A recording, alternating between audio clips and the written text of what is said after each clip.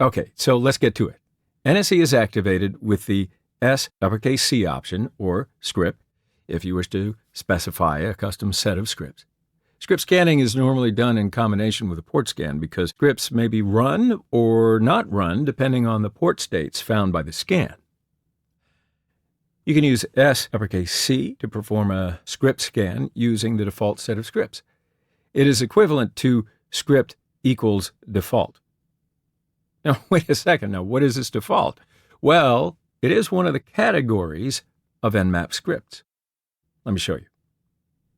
Nmap scripting engine, NSE scripts, define a list of categories that they belong to.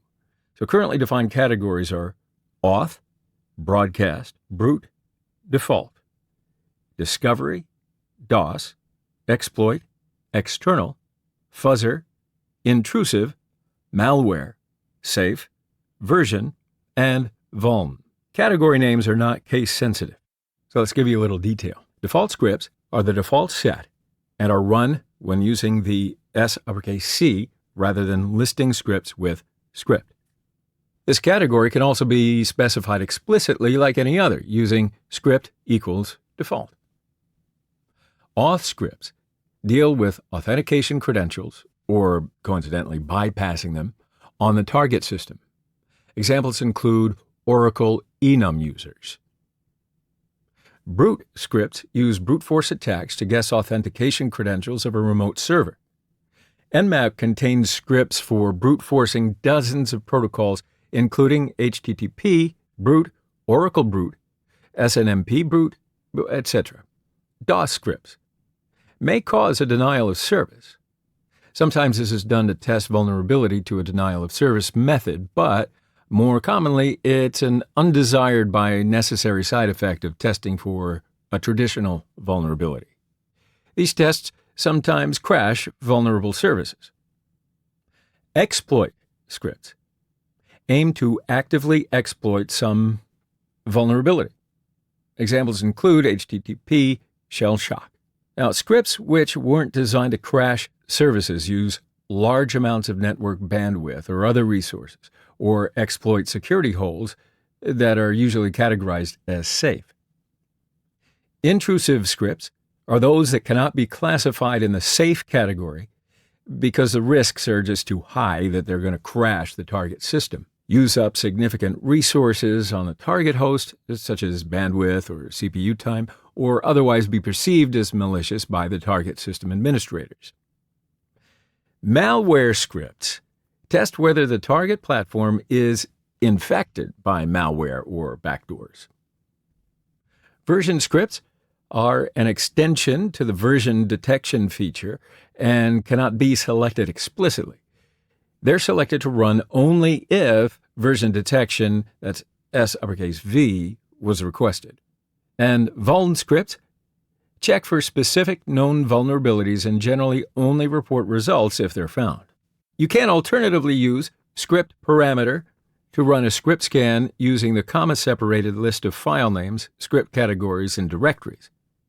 Each element in the list may also be a Boolean expression describing a more complex set of scripts. For example, if you use script parameter using the default and safe expression, the scripts which are in both default and safe categories run. That makes sense. Script update DB option updates the script database found in script/script.db, which is used by Nmap to determine the available default scripts and categories.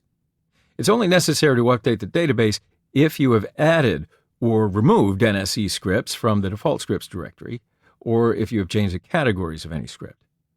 This option is used by itself without arguments. Okay, so let's see some of these scripts and try to use them. Open a terminal screen in Kali. To find out the scripts, use the locate Linux command. Since the file extension of Nmap scripts are .nse, type locate *.nse and hit enter. It'll locate the files which end with .nse. This is where the Nmap scripts are located in Kali by default. Go to the folder using the cd command. I select the path and press the middle button of my mouse to copy and paste it, and hit enter. Now let's look at the script.db file first, which is a script database used by Nmap. It's in this folder.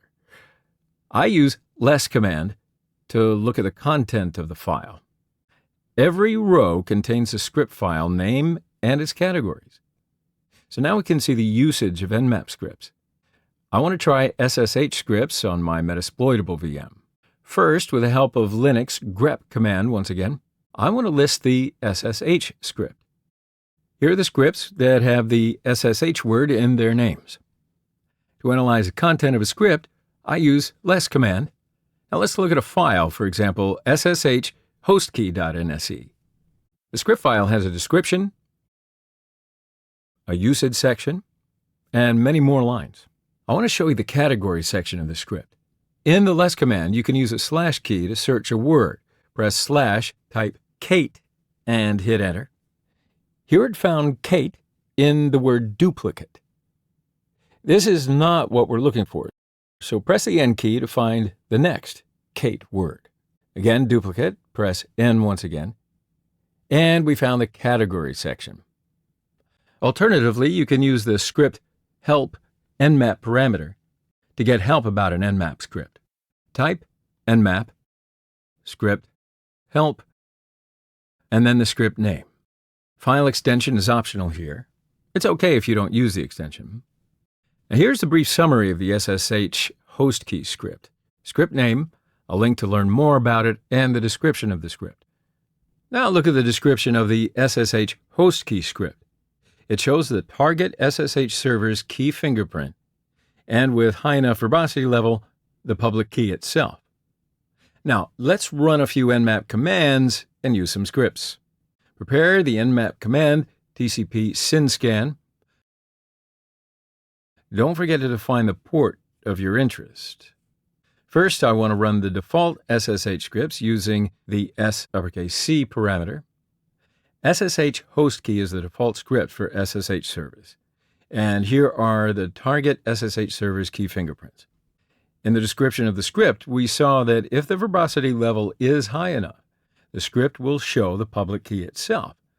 To see it, I want to run the nmap command again, but this time I use the V to increase the verbosity level.